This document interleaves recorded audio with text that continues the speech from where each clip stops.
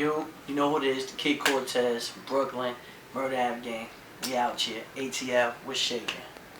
Alright, who or what inspired you to become an artist and how did you get started? I wouldn't say actually like a person inspired me to become an artist. I honestly think it was like the surroundings that I grew up in. You feel me? Like Brooklyn, New York City, just the hood, the ghetto, the highs and the lows growing up, you know what I mean? Like the struggle, and at that same time just listening to music, and my parents, if you want to see anything, like the music that they were listening to, classic Spanish, and my stepfather listening to rock and roll. I started to understand that music was more like a message, you know, and it kind of forced me or inspired me, like more or less, to use my pen and talk about what's around me. And at that same time, hip hop was just blowing up, so you know, real shit. That's what inspired me. You know what I mean? Yeah, shit. Like, how old was you when you like wrote your first rap? Yeah, I would say probably like 10, 11. Okay. You know, like 10, 11, where I really thought about it. I used to memorize all the stuff on High 97 when I was young. So I would memorize it, and then I would put the flows to it. And then once I realized how it was done, I was like, oh, okay, let me try it. And then from there, it was history. You know what I mean? Okay. Shit. What's your favorite studio to record at? My favorite studio to record at would probably be, probably New York City. There's a spot called the NYC Stew, and shouts out to my dudes right there, Pain in the Ass, my nigga Rich. They got a crazy studio Midtown. It's the ambiance, you know what I mean? You get to see the whole city. Okay. You know what I mean? The quality is good in there. A lot of celebrities are always in and out, but at the same time, it's just comfortable for me. You know what I mean? I could do what I want, smoke my fire indoor, you know what I mean, and get right. You know what I mean? Listen to beats and do what I do. Okay. What's your favorite brand of you know, the greenery? You know what I mean? Oh, it's got to be the OG. OG. SFV. Okay. SFV. Look, that's San Fran Valley. That's like a question off the Be Real smoke box. Jane, he always Shout out to Be Real too, because I heard, like, you know what I mean, like he be watching the battles, he fucks with us, he knows I'm trying to rep for us, you know what I mean? But yeah, definitely, you know, that OG SFV, man, that's the best right there. People, listen, that's another story. Like, yeah. People used to argue with me and tell me it's sour. I used to be like, nah, man, it's that OG, that real gas. You know? Yeah. But definitely that. Okay, what like what artists and producers do you like working with the most? I actually have like a real good like slew of producers around me in New York City. My boy Who Fresh Fits.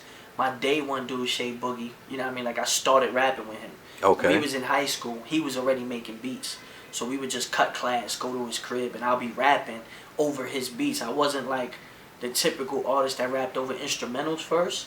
He would make a beat, and then I would try to make a song. So we was learning on the fly, but I actually understood what structure was, like bars, 16 bars, a hook, a bridge. You understand? From an early age. But yeah, I mean, I still work with them to this day. Who Fresh Fits, Shay Boogie, my boy Mighty Fuzz, Sir Capital. It's a lot of producers, you know, that I really fuck with, and you know, whoever got fired, we working. Okay, like what do you look for in a sound? Like when producers play beats for you, do you look for some like sentimental, some like that's real? You know, at this point in time, like, I honestly feel so comfortable with the way my music is and the way I deliver it. It's not really about a style of beat. When I go to the studio, it depends on the mood I'm in. If I'm in a shitty mood and I've been arguing with my shorty all day and she pissing me off and the bills is late, that's what I want to talk about. If I just finished coming from popping a bottle and throwing bands in the club and fucking with bitches and all that, I want to make a party mode. You understand? Like, I really try to keep it real organic as I can, where whatever I'm going through is what I want to write about, because I feel like that's the best picture I can paint at the moment. Okay. And I feel like you got to capture those moments musically, and that's where the public relates to it. They're like, yo, I remember that night. Yeah, you know what I mean? Like, I had some shit just like that. Yeah, son. You know what I mean? A nigga be driving a car and I say some shit about wifey and a relationship and shit, or an ex-girl, and a nigga be like, facts. My ex-bitch was just stressing me today. Yeah, I fuck with Cole. You know what I mean? Like, I want those type of fans. I want those type of people that honestly been through it. You know, and when you could relate to it like that, the seats fill up, you know what I mean? And you end up being in somebody's memory 20 years down the line. Might be just for one song. We all have that one person. You be like, yo, I know that guy.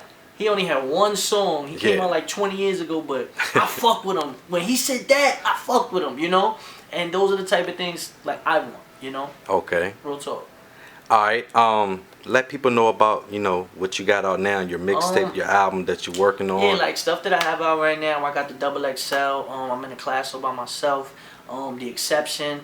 16's a better mixtapes. But right now, what I've been working on is this 161 project, and this is definitely like the best project I put together. It's actually really complete. I'm probably in the last stages, getting my last couple final verses, features.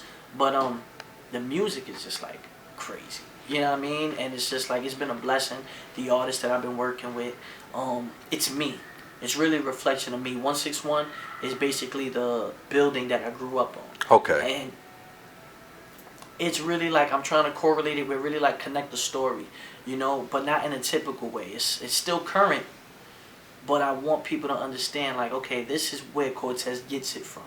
You know, the slang, my delivery, just the shit I talk. Me and my niggas, we talk our own different language, you know what I mean? And it's just like, I want you to get to understand where we're from in Brooklyn and tell my struggle, you know, as a Latino artist, growing up in the hood, you know, and being accepted and going to these open mics and people being, who this little Puerto Rican nigga think he is? And, and I get crazy and then they be like, oh, fuck with him. You know what I mean? I want people to understand that and just enjoy it, you know? I got something for everybody.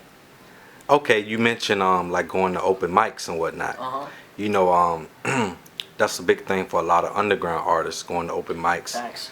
You know, sometimes they might have A&Rs there or whatnot.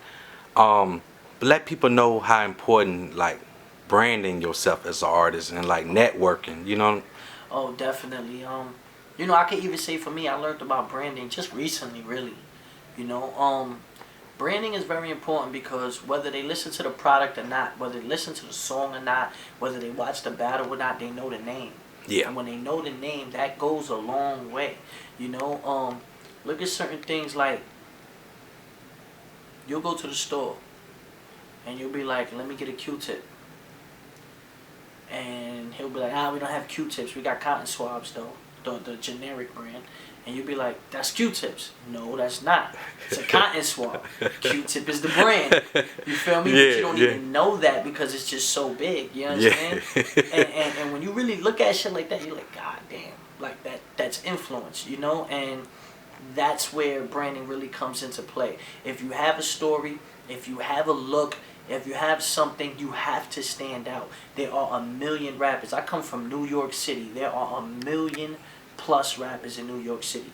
For me to stand out, I had to go above and beyond. Go to these open mics. Yeah, I'm fair-skinned, I'm Spanish. I stand out a little bit. But besides that, okay, Spanish kid is nice. What else does he have to offer?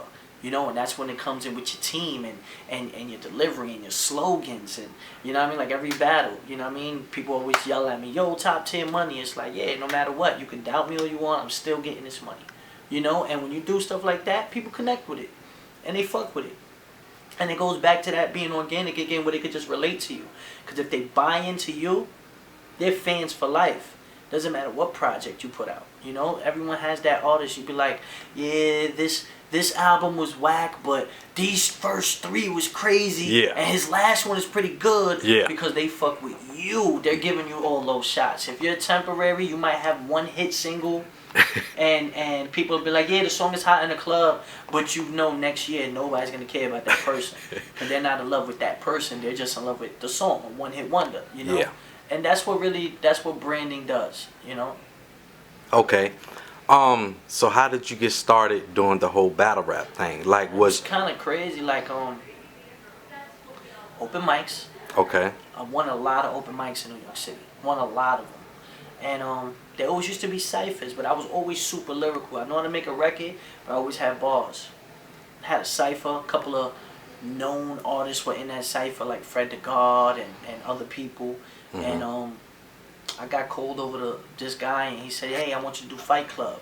At the time, Fight Club was about to be on MTV. Yeah. So we filmed the second season, and I already had watched all the smack battles with Murder Mook Loaded and Lux Math and and all Lux them. and all them. Yeah. So I'm like, all right, cool. I got crazy, but the season never came out. Like MTV2, I guess they canceled it. Mm. All right, cool. But I had a name. Like people was like, yo, there's this kid from Brooklyn, Cortez. He's nice. At that same time, I think the whole DVD mixtape era was like transferring into the internet, like World Star and all Correct. that stuff. And with my reputation, that people knew me, there was a guy named Direct. Actually, he's out here. He's out here this weekend too. He was running this thing called Grind Time. Okay. Grind Time had a deal with World Star, and those battles will always be on World Star. And I did the first one, Mm-hmm. fire battle, hit World Star. People were looking at the battle. People were hitting me, and from there I just started getting calls like, "Oh, call Lions Den, Head Ice." You know what I mean? Battle Conceited, SoulCon. I battled X Factor, Hitman Holla. Like I battled people and worked my way up the ladder. And from there, once I was on Smack DVD and URL, it was like, Yeah. it's over. Yeah. It just crossed over, you know?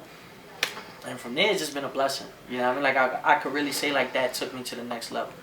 Yeah, because of course, being from New York, like Smack didn't start off just with URL and it being so big. Like he Yeah. started small and worked Interviews, this. BMF, and all these artists, and Jeezy. Yeah. You know what I mean? And he helped brand, you talk about branding, he was branding those artists, Blue Da Vinci and all that as well. Yeah. You understand? To the point where people knew, all right, look, the Smack DVDs, the battle's the last thing.